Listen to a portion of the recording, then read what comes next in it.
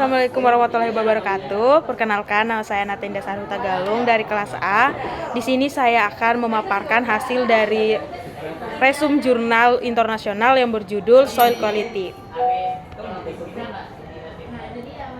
Nah, kualitas tanah merupakan salah satu dari 3 komponen kualitas lingkungan, selain kualitas air dan juga udara. Kualitas air dan udara ditentukan terutama oleh tingkat polusinya yang berdampak langsung pada konsumsi dan kesehatan manusia dan hewan, atau pada ekosistem alami. Sebaliknya, kualitas tanah tidak terbatas pada tingkat pencemaran tanah, tetapi umumnya didefinisikan jauh lebih luas sebagai kapasitas tanah untuk berfungsi dalam ekosistem dan batas-batas penggunaan lahan untuk mempertahankan produktivitas biologis, menjaga kualitas lingkungan dan mempromosikan tanaman dan kesehatan hewan. Sebagian menyatakan secara eksplisit kesehatan hewan mencakup kesehatan manusia. Di definisi ini mencerminkan kompleksitas dan kekhususan lokasi dari bagian bawah tanah ekosistem terestrial, serta banyak keterkaitan antara fungsi tanah dan jasa ekosistem berbasis tanah. Memang, kualitas tanah lebih kompleks daripada kualitas udara dan juga air. Tidak hanya karena tanah dapat digunakan untuk berbagai tujuan yang lebih besar. Multifungsi tanah ini juga dibahas ketika kualitas tanah didefinisikan dari perspektif lingkungan sebagai kapasitas tanah untuk mendorong pertumbuhan tanaman, melindungi daerah aliran sungai dengan mengatur infiltrasi dan partisi presipitasi, dan mencegah pencemaran air dan udara oleh penyangga polutan potensial seperti bahan kimia pertanian, limbah organik, dan bahan kimia industri. Kualitas tanah dapat dinilai baik untuk agroekosistem di mana layanan ekosistem utama meskipun tidak eksklusif adalah produktivitas, dan untuk ekosistem alami di mana tujuan utamanya adalah pemeliharaan kualitas lingkungan dan konservasi keanekaragaman hayati. Mengingat hidup ruang lingkup dan jumlah pembaca jurnal ini tuh fungsi non-ekologis tanah sensus seperti dasar fisik aktivitas manusia, sumber bahan baku, dan warisan geologis dan budaya berada di luar cakupan tinjauan ini. Faktor intrinsik seperti bahan induk, iklim, topografi, dan juga hidrologi. Nah, hidrologi dapat mempengaruhi nilai potensial dari sifat-sifat tanah sedemikian rupa bahwa tidak mungkin untuk menetapkan nilai-nilai target universal, setidaknya tidak secara absolut.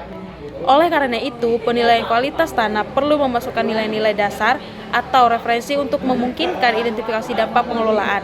Tanah sering bereaksi lambat terhadap perubahan penggunaan dan pengelolaan lahan, dan karena alasan itu akan lebih sulit untuk mendeteksi perubahan kualitas tanah sebelum kerusakan yang tidak dapat dipulihkan terjadi pada kualitas air dan juga udara. Oleh karena itu, komponen penting dari penilaian kualitas tanah adalah identifikasi seperangkat atribut tanah yang sensitif yang mencerminkan kapasitas tanah untuk berfungsi dan dapat digunakan sebagai indikator kualitas tanah. Karena pengelolaan biasanya hanya memiliki efek jangka pendek yang terbatas pada sifat yang melekat seperti tekstur dan mineralogi, maka diperlukan indikator lain, termasuk indikator biologis. Perbedaan antara atribut yang melekat statis dan yang dapat dikelola secara dinamis, bagaimanapun tidak mutlak dan juga bergantung pada konteks.